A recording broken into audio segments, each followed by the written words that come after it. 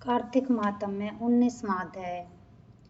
राजा पृथु ने पूछा, हे देव ऋषि, अब आप यह कहिए कि भगवान विष्णु ने वहां जाकर क्या किया तथा जलंधर की स्त्री का पतिव्रत कैसे भ्रष्ट हुआ। श्री नारद जी ने कहा, जलंधर के नगर में जाकर भगवान विष्णु ने उसकी पतिव्रता स्त्री वृंदा का पतिव्रत भंग करने का विचार किया। वह उसको नगर में एक उद्यान में जाकर ठहर गए और रात को उसे सौंपन दिया। वह उनकी माया और अद्भुत कार्य पद्धति थी और उनकी माया द्वारा जलंधर की स्त्री पतिव्रता वृंदा ने रात में यह सपन देखा कि उसका पति नग्न होकर सिर पर तेल लगाए महिष पर चढ़ा है। वह काले रंग के फूलों की माला पहने हुए हैं तथा उसके चारों ओर हिंसक जीव है। वह सिर मुंडाए हुए अंधकार में दक्षिण दिशा की ओर जा रहा है। उसने अपने नगर को समुद्र में डूबा हुआ देखा और इस प्रकार के बहुत से भयानक सपने देखे।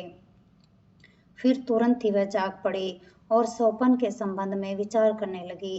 इतने में उसने सूर्य को उदय होते हुए देखा तो सूर्य में उसे एक छिद्र दिखाई दिया तथा वह कांतिहीन था। इसे उसने अनिष्ट जाना और भयभीत होकर रोने लगी। वह छज्जे पर गई, अटारी पर चढ़ी, भूमि पर उतरी, मगर उसे कहीं भी शांति प्राप्त नहीं हुई। फिर वह अपनी 2 सखियों को साथ लेकर उपवन में गई, परंतु वहां भी उसे शांति नहीं हुई। फिर वह जंगल में निकल गई, पर वहां भी उसे चैन नहीं आया। वन में उसने सिंह के समान 2 भयंकर राक्षसों को देखा, जिससे वह अत्यंत भयभीत होकर वहां से भागने लगी। उसी समय वहां अपने शिष्यों सहित एक तपस्वी आ गया तो वृंदा उसके पैरों में हाथ लगाकर उससे अपनी रक्षा के लिए याचना करने लगी। मुनि ने अपनी एक ही ओंकार से उन दोनों राक्षसों को वहां से भगा दिया। वृंदा को आश्चर्य हुआ।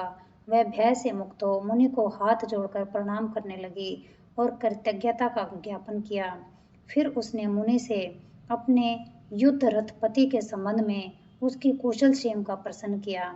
मुनि ने मौन हो आगे पीछे देखकर कहना चाहा कि उसी समय 2 बानर उनके पास आ हाथ जोड़कर खड़े हो गए। जो ही मुनि ने भ्रुकुटी का संकेत किया तो वह उड़कर आकाश में चले गए। फिर जलंधर का सिर और धड़ लेकर मुनि के पास आ गए। तब वृंदा अपने पति को मरा जान मूर्छित होकर धरती पर गिर पड़ी और अनेक प्रकार के वचन कहकर दारुण विलाप करने लगी। इसके पश्चात उसने मुनि जी से कहा कि हे कृपानिधि, आप मेरे पति को जीवित कर दीजिए। पतिव्रता परायण दैत्य पत्नी ऐसा कहकर दुखी श्वासों को छोड़ती हुई मुनि के चरणों पर गिर पड़ी। तब मुनीश्वर ने कहा, वह शिवजी द्वारा युद्ध में मारा गया है, अतः वह जीवित नहीं हो सकता, क्योंकि जिसे भगवान शंकर मार देता है वह कभी जीवित नहीं हो सकता। परंतु शरणागत की रक्षा सनातन धर्म है, अतः कृपा करके मैं इसे जिलाए देता हूँ।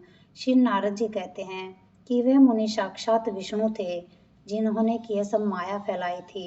वे वृंदा के पति को जीवित करके अंतर्ध्यान हो गए। जलंधर ने उठकर वृंदा का आलिंगन किया और उसका मुंह चूमा।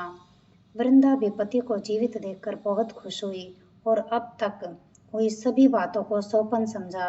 पश्चात वृंदा सहकाम हो बहुत दिनों तक अपने पति के साथ विहार करती रही।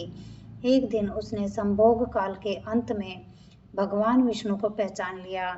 तब वह उन्हें ताड़ित करती हुई बोली, हे पर स्त्री से गमन करने वाले विष्णु, तुम्हारे शील को धिक्कार है। मैंने जान लिया कि वे मायावी तपस्वी तुम ही थे।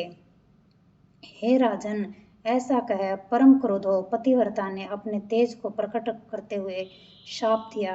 जो तूने अपनी माया से 2 राक्षस मुझको दिखलाए थे, वही दोनों राक्षस किसी समय तुम्हारी भी स्त्री का हरण करेंगे और उसके विरह में दुखी होकर तुम बानरों की सहायता से वन में भ्रमण करोगे और वह सर्वेश्वर जो इस समय तुम्हारा शिष्य बना हुआ है, वह वहां पर तुम्हारा साथी रहेगा। ऐसा कहकर पतिव्रता वृंदा भगवान विष्णु के लाख मना करने पर भी अग्नि में प्रवेश कर गई। ब्रह्मा आदि देवता आकाश से उसका प्रवेश देखते रहे। वृंदा के शरीर का तेज श्री पार्वती जी के शरीर में चला गया और आकाश में जय जयकार होने लगी। पतिव्रता धर्म के प्रभाव से वृंदा ने मुक्ति प्राप्त की। जय भगवान। सुख शांति, सुख शांति, सुख शांति।